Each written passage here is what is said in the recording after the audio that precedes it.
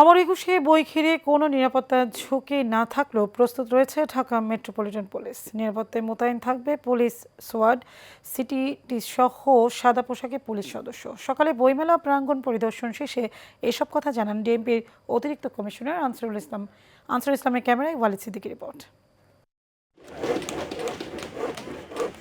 বৃহস্পতিবার থেকে শুরু হচ্ছে এবছরের অমর একুশে বইমেলা। এবারের বইমেলার মূল প্রতিপাদ্য বহুমাত্রিক বাংলাদেশ। মেলায় অংশ নিচ্ছে 549টি প্রকাশনা প্রতিষ্ঠান। বাংলা একাডেমি ও সোহরাওয়ার্দী উদ্যান নিয়ে মোট 1018টি স্টল রয়েছে মেলায়। বইমেলা উপলক্ষে প্রস্তুত করা হচ্ছে স্টলগুলো। বুধবার নিরাপত্তা ব্যবস্থা পরিদর্শন করেন ডিএমপির অতিরিক্ত কমিশনার। জানান, নিরাপত্তা নিশ্চিতে নেওয়া হয়েছে কয়েক স্তরের ব্যবস্থা। কোনো ঝুঁকি না থাকলেও যে কোনো পরিস্থিতি মোকাবেলায় সর্বোচ্চ সতর্ক থাকবে পুলিশ।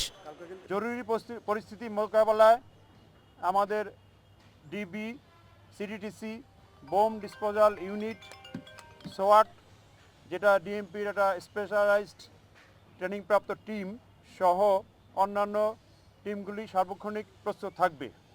মেলার চারপাশে 300টি ক্যামেরার মাধ্যমে মনিটরিং করা হবে।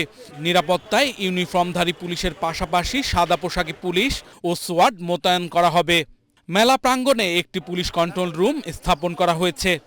মেলা প্রাঙ্গণে স্থাপিত পুলিশ কন্ট্রোল রুম থেকে 24 ঘন্টা পুলিশ কর্তৃক গৃহীত নিরাপত্তা ব্যবস্থা সার্বক্ষণিক মনিটরিং করা হবে।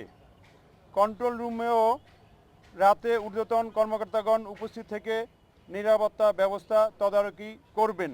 3 মাজারের মোট টিএসসি হাকিম চত্বরে থাকবে ডাইভারশন। 3 জায়গায় পার্কিংয়ের সুব্যবস্থা করা হয়েছে। মূলত আমাদের 3টা পয়েন্টে ডাইভারশন দিচ্ছি আমরা। একটা হচ্ছে টিএসসিতে ডাইভারশন থাকবে, দুয়েল চত্বরে থাকবে এবং হাকিম চত্বরে। আর আমাদের যে পার্কিং থাকবে, এই পার্কিংগুলো আপনারা একটু সবাইকে জানিয়ে দিবেন।